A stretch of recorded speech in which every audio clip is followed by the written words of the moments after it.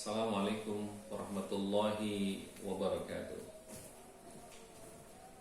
Anak sekalian, materi pada saat ini adalah tentang pokok-pokok isi Al-Quran. Al-Quran terdiri dari 30 juz, 114 surat dan 6.325 ayat. Walaupun beberapa ulama ada yang berpendapat 6.666 ayat. Kesemuanya adalah bagian dari kalamullah yang dapat dijadikan rujukan oleh umat Islam dalam kehidupan keseharian. Dari sanalah hukum, ajaran dan pokok-pokok keimanan serta pengetahuan umat Islam berasal dan dikembangkan. Isi dari Al-Quran sangat luas dan mencakup seluruh aspek kehidupan umat Islam yang meliputi akidah, ibadah dan muamalah, akhlak, hukum, sejarah, dan dasar-dasar hidup pengetahuan. Baik. Yang pertama adalah akidah. Akidah secara etimologi artinya adalah percayaan atau keyakinan. Maka bagi kita umat Islam, ketika kita berakidah, berarti kita yakin berdasarkan ajaran Islam yang bersumber dari Al-Quran dan Hadis. Maka seseorang yang mengaku berakidah bukan cuma diyakini dengan hatinya, tapi juga diucapkan dengan lisannya dan diikuti dengan amal perbuatan baiknya. Maka kalau ia mengaku berakidah, kemudian perilakunya tidak sama dengan ucapannya, maka dipertanyakan akidahnya. Inti dari akidah adalah mengesahkan Allah.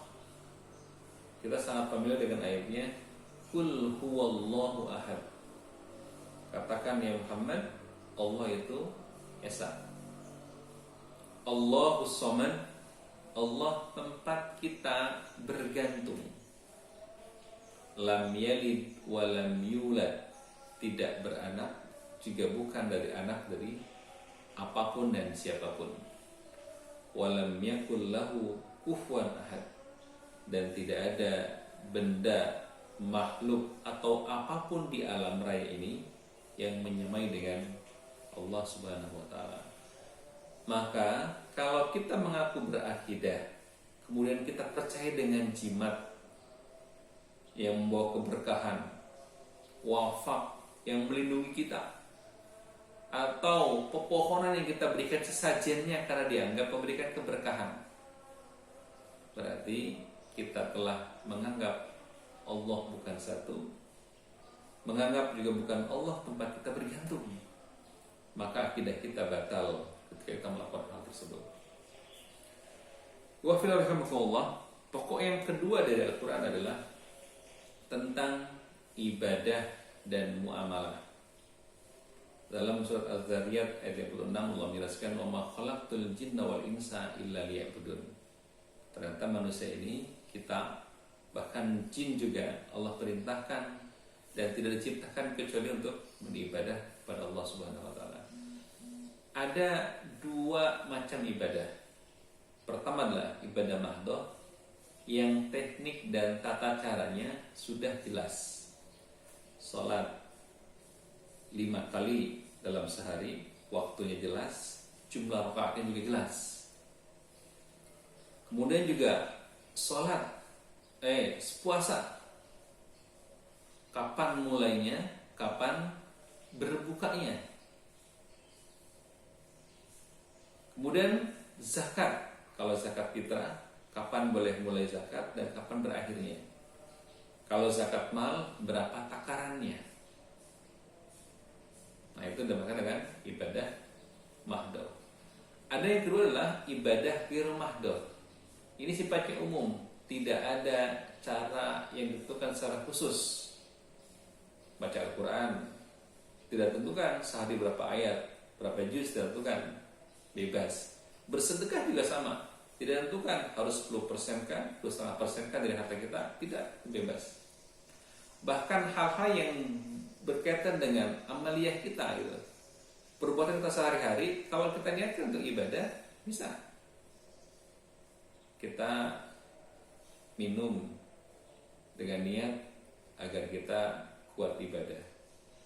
Kita malam tidur lebih awal, diniatkan baca bismillah, baca doa agar malam tahajudnya bisa siap bangun. Itu menjadi ibadah akhirnya. Yang kedua adalah tentang muamalah. Nah, ini unik. Jadi kita ini sebagai makhluk sosial, mungkin ada hal-hal yang perlu diatur di situ. Bahkan Al-Quran luar biasa tentang cara utang piutang pun Allah sudah ingatkan, ditulis biar tidak lupa, biar tidak saling klaim. Kalau ada waktunya kapan dia harus bayar, dijelaskan di situ. Biar tidak ada permusuhan gara-gara hutang menghutang. Biar tidak putus silaturahmi gara-gara hutang. Nah, Al-Quran sampai ke sana mengaturnya. Ya alladzina amanu idza tadayantum bidainin ila ajalin musamma faktubuhu.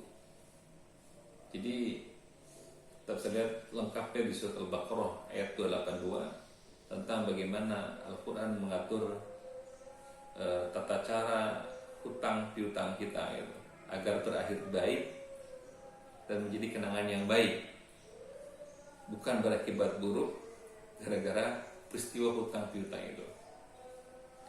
Yang kedua, yang ketiga, pokok isi Al-Quran adalah tentang akhlak. Laqad kana lakum fi Rasulillahi uswatun hasanah liman kana yarjullaha wal yawmal akhir wa dzakarallaha katsira. Ini diantara ayat Al-Quran yang membahas bahwa Rasulullah adalah sebagai uswah hasanah, teladan yang baik bagi kita, karena akhlaknya yang begitu mulia. Bahkan kita kenal akhlak Rasulullah adalah ibarat Quran yang berjalan. Yang keempat dari pokok ajaran Al-Quran adalah tentang masalah hukum. Maka dalam Al-Quran kita banyak menemukan tentang berbagai macam hukum yang berkaitan dengan kehidupan kita. Contoh tentang larangan berjudi.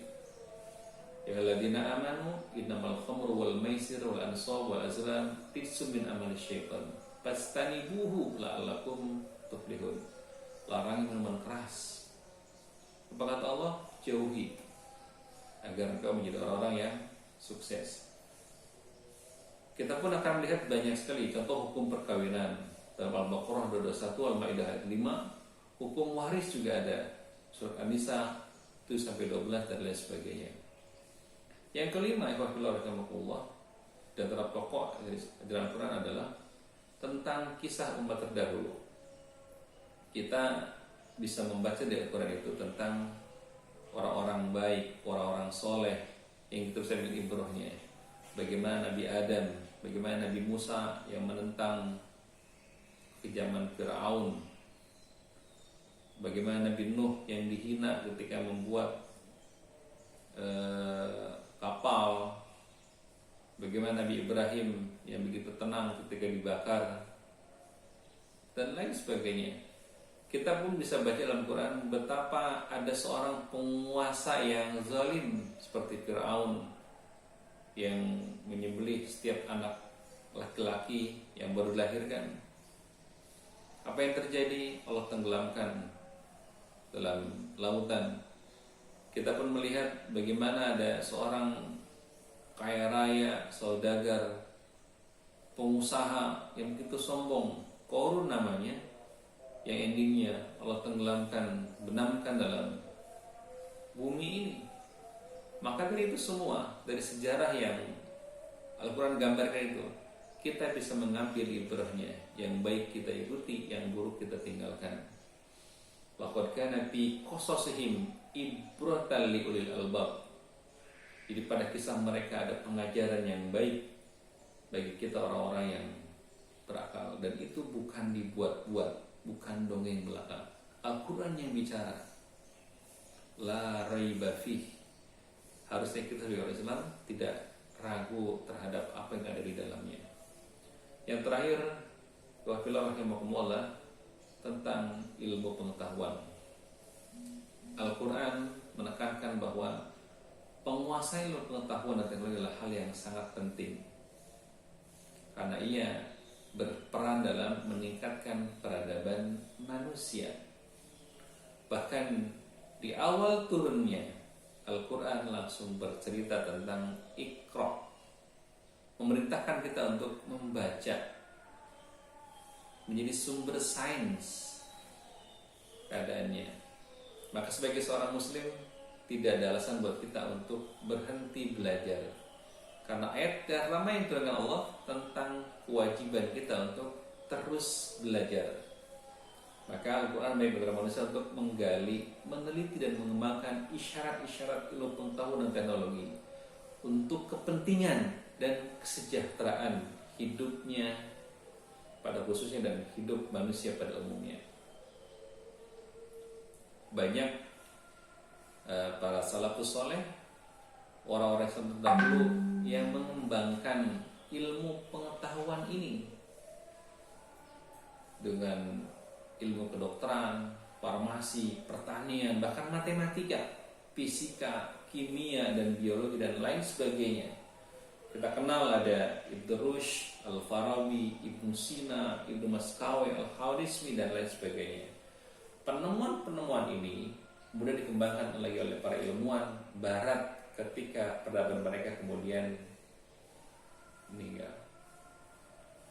Jadi pada dasarnya justru umat Islam lah yang pertama kali memulai peradaban ini dengan keilmuannya. Maka kita sebagai muslim harusnya mulai kembali menggali hasanah keilmuan yang sudah dimulai oleh Rasulullah, para sahabat, dan para salafus saleh yang bersandar dari Al-Quran dan Sunnah. Jazakallah. Assalamualaikum warahmatullahi wabarakatuh.